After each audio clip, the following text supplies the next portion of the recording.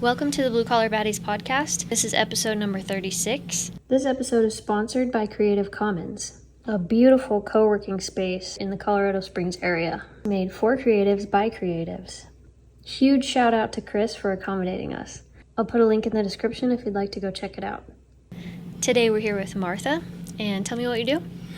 I'm a chimney sweep. Okay. How long you been at it? 35 plus years. Nice. That's good. So you must, at some level, love it, or you wouldn't still be doing it. I love the genre. Yeah. It took me probably 10 years to fall in total love with the profession. Yeah. But that was a quarter of a century ago. So yeah, it's an extremely interesting trade because we're very, very small. Yeah. There are less than 7,000 in the United States. Really? So it's a very boutique trade, if you will. And it comes with a genre and history that's pretty dark, actually. If you remember David Copperfield, as far as literary, not the magician, then you remember that he was an orphan. And that is how they used orphans, were cleaning chimneys. Yeah. So it's got its dark side. Right. But as a profession now, we get into all kinds of things that people don't think about. I bet. We look at clearances. We're kind of like fire inspectors. Yeah. Because we look at original construction. We look at how people use their system. We look at how the system was built. Was it built to code? And people go, when we find an issue, they go, well, it's grandfathered. No. Yeah. You don't grandfather fire code. Right. Why? Because when they change codes, it's generally because someone has died. Right. Yeah. It's for a reason. Yes. Yeah. So that's part of what we get to do is explain to our customers what they have. Is it conforming? Is it not conforming? What can we do to make it conforming? Right. That's awesome. It's good. Because when she said you were a chimney sweep, I was like, that's not something I would have ever even thought about going for. So tell me how you got into it. The long or the short version? Whatever you want. We actually moved here in 1987. Okay. And I came out first, got a job out here. And when my husband came out after I had found a job, he was out here about 2 weeks and said, I don't want to go back into high tech. I was working in high tech, basically in the logistics field. And when he moved out, that was, I figured he would go back into high tech since that's where we met. Right. So that was a bit of a shock. A couple of years went by and he tried different things at a commensurate reduction in pay. Ended up doing carpet cleaning and estimating. Oh, yeah. And he had been a systems test manager. So you can imagine that there was a slight disparity in what he had been making versus what he was making. So one day I kind of said, husband, I have to ask, are you making what you think you're worth? And he said, well, I'm making what the market will bear. And I said, let me put it to you differently. If I weren't supporting you, would you be satisfied with what you're making? Right. And I got the typical male response, nothing. Yeah. So about 3 weeks later, I was making dinner. He comes home from the chiropractor, and he goes, I saw this ad in Mother Earth catalog. Now, amazingly enough, during the 80s, this is how a lot of chimney sweep businesses were started. This ad in Mother Earth catalog. Yeah. And he said, but the kit is $1,500. And I said, okay. Figure it out. Yeah. 1987. well, actually 1989. It was a lot of money. And I said, yeah, but we're dinks. Dual income, no kids. So if you're going to fail, fail forward. Credit card in hand. That was how Dr. Soot was started. Nice.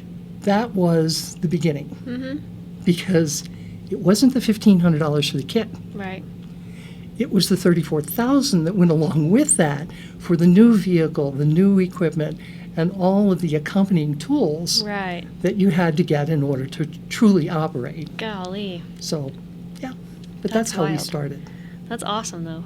Just go for it. Honestly, in today's, with all of the restrictions, because we operate here in Colorado, Yeah. I'm not sure we could start it again. Yeah.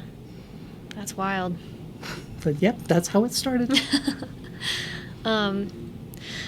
Well, so when you were a kid growing up, what did you originally think you wanted to do? Thought I wanted to be a nurse. Yeah. That's cool. Yeah, my dad died when I was quite young. And so I thought if I were a nurse, then I could help people and maybe keep them from dying. Yeah. Makes sense. So, needless to say, ending up actually going into logistics was not really a game plan. Yeah. It was a combination of circumstance and finding out that that's how my mind works. So, I mean, you found something that works well with the way you think. Yes. Nice. Cool. And so, what was your role in the chimney sweeping business, or is? Initially, it was back end, Okay. doing the accounting, Right. doing the ordering. Now, or actually probably within 8 months after we started, it became the second person on the roof. Yeah. He decided he wanted to try bigger jobs. It required another set of hands. Right. That was me. Yeah. So I am a certified chimney sweep. That's cool. That's I've awesome. gone through the training, I've gone through the testing, Yeah. and although I'm not in the field anywhere near as much as I was, I am a certified sweep. That's cool. So do you guys bring in new, do you do training or anything like Oh, that? yes. Yeah. Yes, I have 2 journeymen right now. Oh, cool. One is 41, the other one is 21. Nice. So I have quite a spread. Yeah. That's good. What would you say is your favorite tool that you can't live without? Just for anything random.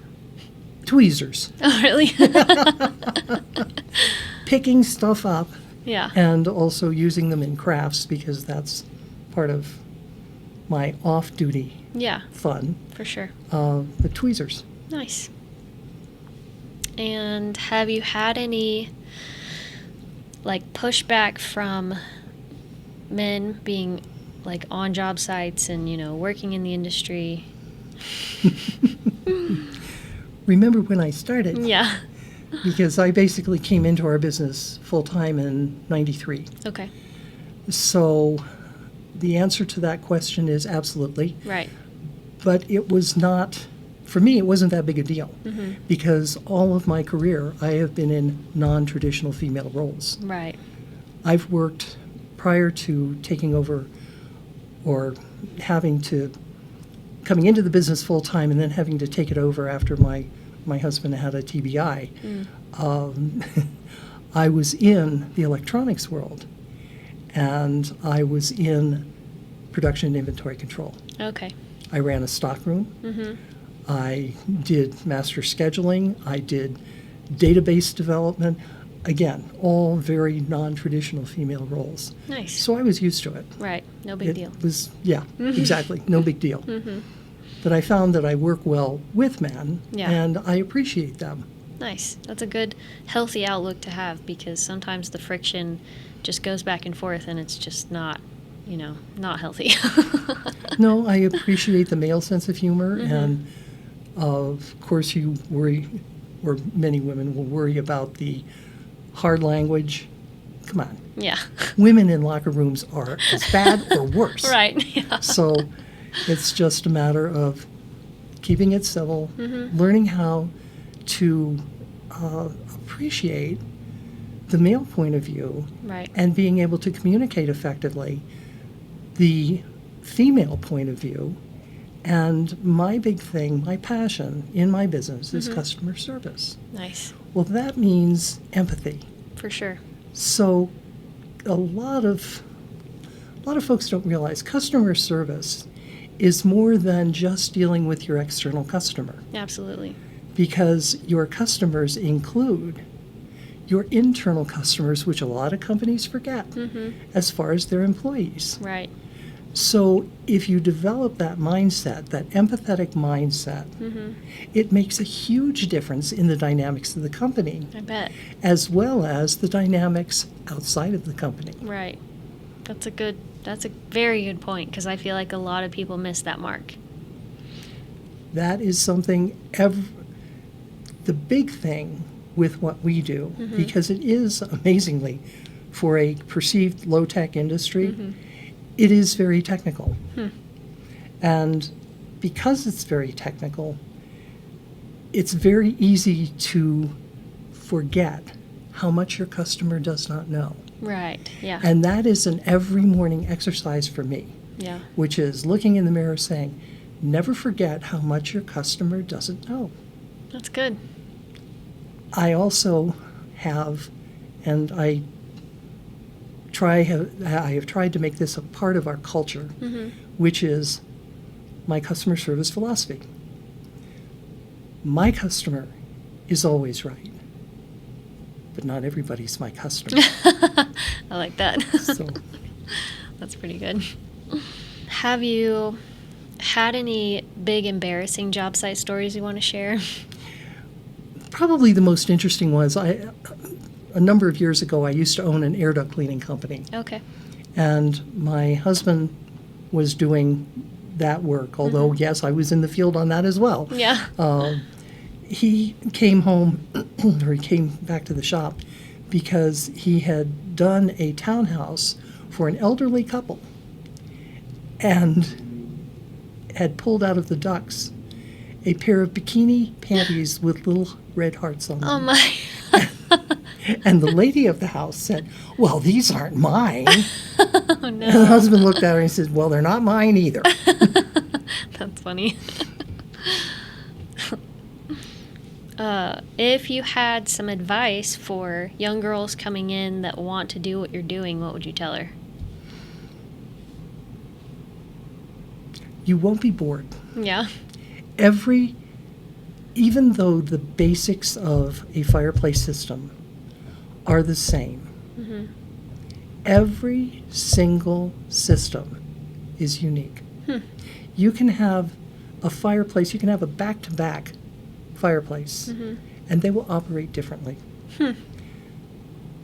Add to that the people change. Right. And if you love customer service, and if you love being of service, because our mission at Dr. Soot is to keep our customers safe. Right. And we do that through a combination of making sure that we stay up with the learning, Yeah, that we are at the top of our professional game, for sure. and that we impart that knowledge about their system and what we know as an industry to our customers. That's awesome. That is a major portion of our job. For sure. That's really cool. Upcoming goals and big future plans. Sure. I want to add another van and another, well, starting as an apprentice, but I want to add another van so that we can put 3 vans out. Good deal. Yeah, that's awesome. We're hoping to accomplish that within the next year. Good deal. And where'd you come up with the name? Dr. Soot? Oh, that was my husband, and that was the first half bottle of wine.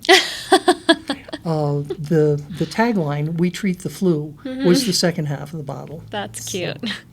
But yeah, he came up with the name, and our tagline is actually twofold. It's Dr. Soot, we treat the flu, and other ailments too. Because we also do repairs and we do dryer vents. Oh, okay. That's really cool. And clever. So what about like clothes and boots and PPE? Do you have trouble finding things that are good for what you're doing? PPE, the biggest challenge is finding equipment that the guys can use when they have a beard. Oh, okay. And that they will use. Yeah. That's the other thing.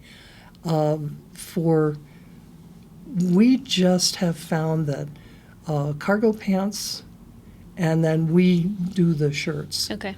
We handle the shirts, and we try and make them as comfortable as possible.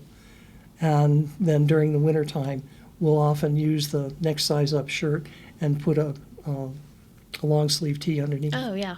So Nice. that works well. Good deal. Do you have any skincare, hair care tips for all the dirt and the... Get the creosote off you as quickly as possible. Yeah. Because it can be carcinogenic. And if you have open wounds, don't. In other words, put a Band-Aid on. Yeah. My guys, wear gloves, and that's part of our cost of doing business because it's a pair of thicker gloves per job. That's just a given. Sometimes within the job they'll have to change out because if the cleaning is aggressive or whatever and a pair breaks, stop, go out to the truck, put on another pair. Yeah. And did you have anything else you wanted to shout out or add to the... One of the things that we do is we take 1% of our profit and we put it back into the community via either supporting a little league team or making a contribution to the Cancer Society because I am a cancer survivor. Oh, wow. And making sure that we are giving back. Yeah. I awesome. try to give back as much as I can by offering to train real estate agents as far as doing presentations at offices, showing them some of the things that we see quite often that would be helpful for them to know when they're listing or when they have a buyer, that if you see this, Makes time sense. out. That's Understand that this has got a significance to it that your buyer may not understand or your seller may not understand. Right. Yeah. That's a good point, because I wouldn't, a lot of people don't, again, think about the chimney as being a... If I were a realtor, I would make sure that any potential seller knew that they needed to get a roof inspection, a sewer inspection, an HVAC inspection, and if they have fireplaces, do the inspections on the fireplaces. Yeah. Well, so side note for my personal fireplace, it's just a wood-burning stove, but those little creosote logs that I burn at the beginning of the year, they don't really cut it. It's a good way to ruin your stove. Oh, really? Depending upon the type of stove. They were Really? designed for a fireplace. They're not designed for a wood stove. Really? Especially if it's a newer wood stove. Okay. Well, it's the house was built in 86, so I don't know. Okay, so yeah, that's an older wood stove. Even so, they're not designed for a wood stove. They're not designed for that, cranking the door closed. Yeah, good to know. All right. Well, I guess I'll find another method. It's basically called get yourself a chimney sweep. Okay. And the reason why is because that log may help remove creosote. Probably not, because it's a stove. It's not a fireplace. It also does not replace either a chimney sweep inspection or mechanical cleaning. Oh. So if you have creosote, guess what? It doesn't necessarily remove it unless you follow exactly the instructions on the creosote log. Got it. Yeah. Makes sense. So rather than the potential for burning your house down, use a professional. Yeah. And make sure they're certified, because in Colorado, it's an unregulated industry. Right. In fact, mostly around the country, it's unregulated. I'm sure. Because we're so small. Spray foam's not really regulated very well either. Yeah. But, so do you know anybody in Oklahoma that does it? Or I can just Google it, I Very guess. simple. Go to either NCSG, meaning National Chimney Sweep Guild, .org, or CSIA, which is Chimney Safety Institute of America, .org, Gotcha. and look up certified sweeps in your area. Okay, I will do that. That's the way to do it. Cool. Thanks for the info. You bet. Also, thanks for coming to the podcast. I really enjoyed having you You're on. very welcome, Haley. Thanks. It's a lot of fun Yeah. because, again, I'm kind of the unicorn. especially since I'm old. But anyway, but I'm kind of the unicorn in terms of the trades because there's so few of us. For sure. And we do a kind of a bridge between construction because, yes, we rebuilt the top of chimneys. Right. So that cement top, masons don't want to mess with it because they're used to laying brick and they're doing courses of brick. We get asked to repoint and we go, if it's extensive, no, we refer that to a mason because we don't do it enough to be that good at it. Yeah. Laying brick, again. There are chimney sweep companies on the East Coast that have masons working for them. Okay. And that's pretty common, but they have, and I would think Oklahoma as well, you've got more of a problem with moisture than we do here. Yeah, a lot. So because of that, we are much more limited in the kind of repairs that we do. Right. We still repair flues. We have a process to do that. We still can parge and seal smoke chambers. We still can do wood stove inserts, which is wonderful, except the cost of steel is driving the cost of the stoves significantly higher. For sure. Whereas I used to be able to put in a stove for about $6,800, now it's close to $8,000. Golly. And that's for everything, liner, labor, plus stove. Yeah. But yeah. It's the changing times. Yeah. All right. Well, I guess that's all I have. Thank you. Thank you. Thank you for the opportunity to share a little bit about my industry. Yeah, I'm glad you were here. Appreciate it. Thanks for listening. If you enjoyed it, make sure you hit the subscribe button so you don't miss the next one. All the links and products we mentioned today will be listed in the description. If you're a woman in a blue-collar industry and you're interested in being the focus of the next episode, or you're a small business that would like to sponsor an episode, reach out to us in the link below.